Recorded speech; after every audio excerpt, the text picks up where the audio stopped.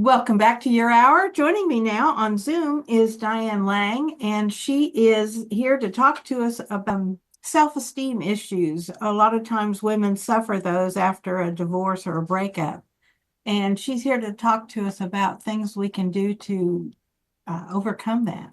Hi, Diane. It's good to have you here. Hi, thank you so much for having me. So, self-esteem is kind of something we all have issues with at some point in time or another. Yes, And I think that as a community, we owe it to each other to uplift each other, but it just doesn't always work that way. that's true. And I do agree. As women, we should really empower each other, knowing that life is a roller coaster ride, right? We're going to have some really good ups where things are great, and then things are down, whether it's a breakup, a divorce, or even any kind of ending in life, a transition or change where things can really affect our self esteem and we can feel down. And we do need to be there for each other. Let's talk about whether, again, it's a divorce, a breakup, a loss of any type. We can't heal alone. We need to feel those feelings, but when we're healing or grieving or forgiveness, working through anything, we need to have other people and we need to identify who our unconditional support system is. It's really important to have that. So, where should we turn first? Like the obvious answer would be like your children or your spouse, but if that's where the self-esteem issue comes from in the first place, then where do you go? Well, one of the things to think about is asking yourself, who is your unconditional support? And we can have a lot of relationships that have conditions, right? It could be our own parents, our spouse, our own kids, where, everything's good as long as we're not discussing certain topics or we're doing what they want to do. And that doesn't help us to open up or to feel better. So you really have to identify who is that unconditional person. It only has to be one or two people. We don't need a big group, but that's the person we can have self disclosure with, well, being ourselves, because we know they'll tell us when something we're doing is wrong. Don't get me wrong. They'll tell you that's unhealthy or that's a pattern that doesn't work, but they won't abandon you or reject you for it. And when you don't have that fear of abandonment or rejection, you'll open up and be your true, authentic self. And that's where you'll get that, disclosure and that release of what you're holding on to, or at least the validation that what you're feeling is okay to feel that way or normal. And that's huge for us to start the healing process or even grieving, because grief is anything we've lost. A breakup or a divorce, you're still grieving the life you had or the life you thought you were going to have. So all of that needs unconditional support. It's funny when I went through my divorce, and I was telling people that I felt like a failure. I felt like I was worthless. And the first thing they would say is, "Oh, you shouldn't feel that way." Well, duh, but you do.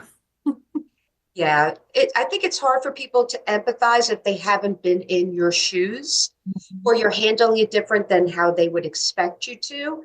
And this is what we need to remember. If we're going to be empathetic and be there for somebody, we have to imagine what they're feeling. And if you can't imagine it because you haven't been in those shoes, then you can imagine how they're feeling emotion wise. We've all been stressed, we've all been anxious, hurt, sad, overwhelmed, fearful. So we can just put ourselves in those shoes to understand it. And being there for somebody doesn't even mean we even have to talk back. It could just be listening. It could just be being that active, empathetic listener. It could be giving a hug or even just asking, what do you need? I don't really know how you feel, but I want to be there. So let me know how I can help. What can I do? Just being empathetic in general is really how we can be supportive. And if you're noticing you don't have that unconditional support, which happens to a lot of people, then making sure you get that. It's, whether it's a therapist, a life coach, or if you have a mentor at work, or it could be if it's medical, you have a specialist, a team member, but just having that person can really just open the door and build trust again, especially if you don't have that unconditional at this moment. Right. Well, and you're right. I think it's very important to have someone to confide in, someone that you can really let it all out, and because sometimes just the motion of identifying your fears and identifying your insecurities, sometimes that goes a long way for helping you find a way around it. It really does, because when we hold things in, that's where we start feeling all this shame that something is wrong with us. But the minute we share it, and again, this is why it's so important to have someone you trust, because if they do reject you or insult you or criticize, it's going to make yourself, you're going to feel worse, and you're never going to open up. But if it's somebody you trust, just them validating, saying, I hear you, or I'm sorry you've been through that, or I can only imagine what you're feeling, or let me be that support system. I'm worried about you. That allows you to realize there's nothing wrong with you. It's just what you're feeling.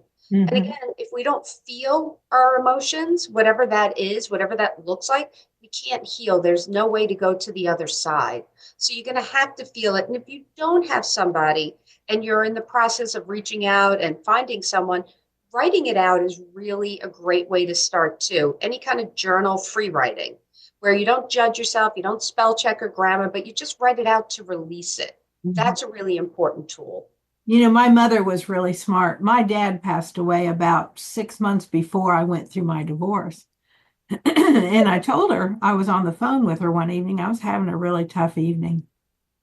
And I called her and I said, I'm dad. And she said, I know what you mean. She said, why don't you write him a letter? And so I did. And it didn't take me very long to write it. And I mean, it flowed. It was just there. And I was so proud of that letter. And so I called my mother back and I read it to her. Of course, we both cried. And I've kept that letter all these years. I still have it. Don't know how to mail it to them, and I don't think I could afford the postage if I could. But that was very cathartic for me because in the process of writing the letter, I could almost visualize my dad sitting there telling me the things he would have told me. Like he would have told me something about, well, you're much better off without him. You were too good for him in the first place. Because I knew he felt that way anyway. I did, because we'd had discussions before, because it was a rocky marriage. And so I knew he felt that way. But when I actually sat there and wrote him a letter, I could almost visualize us having a conversation. And it was really helpful, really helpful. It really is. When you write it out, like you said, you get a release Mhm. and you're able to let go of some of the anger or whatever you're feeling at the moment, which is very powerful. Writing it out can also give you a lot of information about yourself, like were there patterns you're repeating as you keep writing and you're like, oh, I keep hearing the red flags when I move forward, if I decide to date again, which again, there's no rushing to dating again. A lot of people do that as a way to heal instantly, and it can make it worse for you. So don't run out and date. But when you're ready to form new relationships or have intimate relationships, a lot of information out of what you wrote, as well as the release, that's important. And every time we do a journal writing, whether it's a free write, just writing what you feel, or your prompt, you also get that mindfulness. And every time you're mindful, you're reducing your stress hormone, you're lowering your blood pressure, you're getting yourself back to the moment, which is important, because if not, we could get stuck in the past of what we did wrong or regrets, or we get that anticipatory anxiety. We're always worried about the future.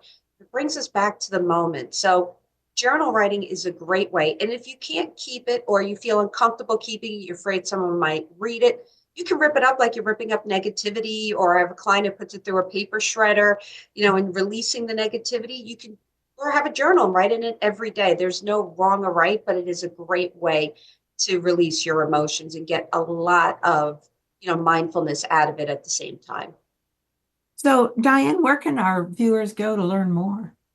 Sure, they could go to my website, which is just Diane Lang. On there, you can find any information to join my newsletter or email me, whatever you're looking for.